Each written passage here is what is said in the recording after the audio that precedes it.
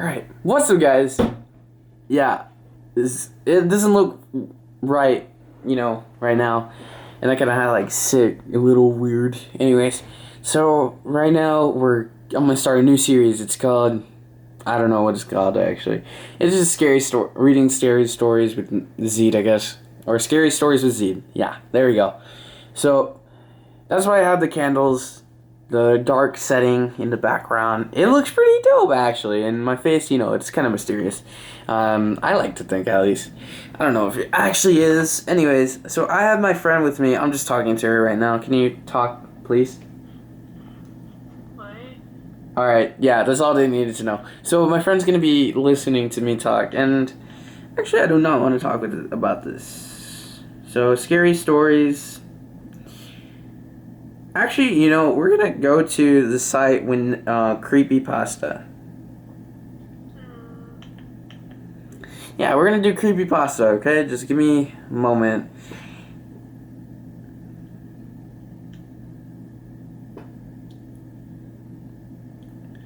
Alright.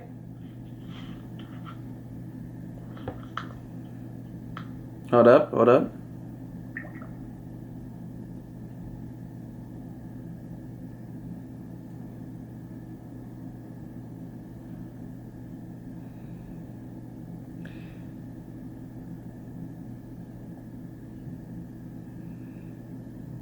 Alright, let's start. So, this is a personal haunting by Wolf and Stuff. The date was 2015, 12/16. So, it was recent. And in the country, of course, United States, state, California, paranormal category, or I don't even know what this is. Anyways, let's get into it. Alright. So, greetings. This is something I've always wanted to talk about, but I've never really been open about it until recently. I thought it was normal, but in researching and talking to more people, it's come to my attention that it's not so. So, I should start from the beginning. Now let's start, I guess. I have two entities that have followed me around for most of my life. The first one I call the wolf. Wolf. He takes the form of a wolf, hence the name I gave him as a child. And I'd only see him during storms and cloudy weather. I always loved rain as a kid, and I think that's a part of the reason he'd show up. Either because my heightened happiness, or that his presence was more tied with weather. I've never been sure in any case. He's always brought a feeling of excitement with him.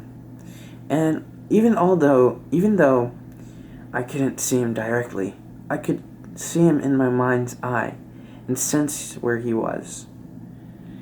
Whew, what's wrong with this dog? Anyways, alright. The second entity was much less pleasant. I never gave him a name, but I've taken to calling him the Wraith. What's the Wraith? That sounds familiar. It's a Call of Duty score streak. Anyways, let's get back to it. Into it. The Wraith appeared before the wolf when I was 5. I'd go to bed and then feel his presence enter the room. Unlike the wolf, who didn't give himself a more malleable form, the Wraith would use darkness to his advantage. He'd sleep through the cracks in my closet. Nothing more than a cloud of shadow with pale eyes within it. He'd float towards me, and I'd throw my sheets over my head, trying to force him away. That seemed to work, and he'd always drift back and forth. But I always could feel him biding his time, knowing that I had come out from the knowing that that the sheets eventually, from the insulating heat within it, for some reason was convinced that this was normal, and I never told my parents. What the hell's wrong with you, by the way? What the hell is wrong with you? I would have told my parents in an instant. Alright. 2 years after that first experience and the subsequent visits, I moved from that room to the room next door. As a sibling had moved out for college, and I upgraded my room status. The wraith began to lose interest, or rather, it seems it became harder for him to reach me. Wait, so from my understanding, it seems like the wraith was only in that room, and it was just attached to him because ever since he was a little kid. But it seems like he's moving on, and the wraith kind of knows that. Alright, anyways. He'd always come from that room, seep through the hall, and start slithering under my door. Oh, never mind. But by that point, I felt like I had more control of him. Because that's what I talk about. Independence. Let's go. I'd force myself to ignore him, and he eventually left me alone entirely. Woo! That's when you go, man. Alright, let me see. Oh, this is a long story.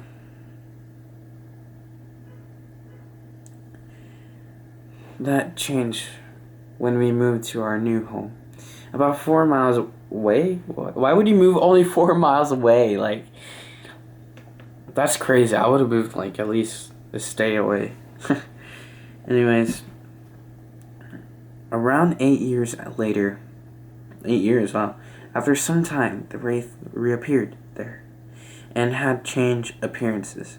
He was now a floating skull with white pinprick eyes and a shoal about him. What's a shoal? Anyways, do you know what a shoal is, by the way, Danielle? What? A shoal? No. Alright. The details harsh around his face and fading into the blackness. He'd hover over my bed and stare at me, filling me with that familiar paralyzing fear. I knew cognitively that he couldn't hurt me, but whatever he was doing to my body prevented it from obeying. I also noticed that there were other shapes in the darkness too. Other things that seemed to be surrounding the wraith, shifting faces and bulging eyes that were in and out of view, or wink in and out of view. Alright, well, you're screwed. I'm sorry, but you're screwed. Anyways, I thought, usually you would think they would leave, but no. Right, Danielle? God damn it. Anyways, so let me put my phone down a little bit. I learned as the years passed in that house how to fight him. I'd slowly stand up in bed and force myself to move in the darkness, my muscles fighting the wraith's heavy fear.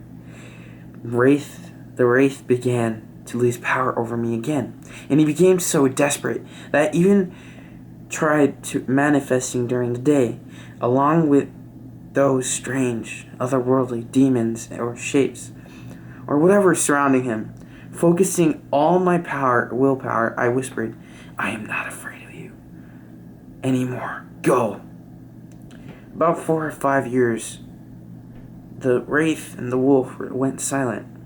Honestly, I would have liked the wolf on it. I wish I kind of like action paranormal stories where like I could like I wish like the wolf would attack the wraith and then like they couldn't hurt each other, like it was kind of like paralyzed the wraith for a little bit, and I don't know.